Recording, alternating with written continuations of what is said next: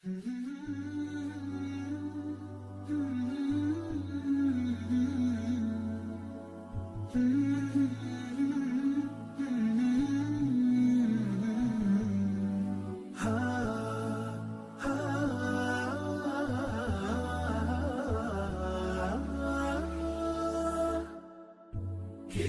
الله للأرواح نور، تنال به السعادة والسرور، إلى درب الهدى والخير يهدي، وللجنات يوصل من يسير.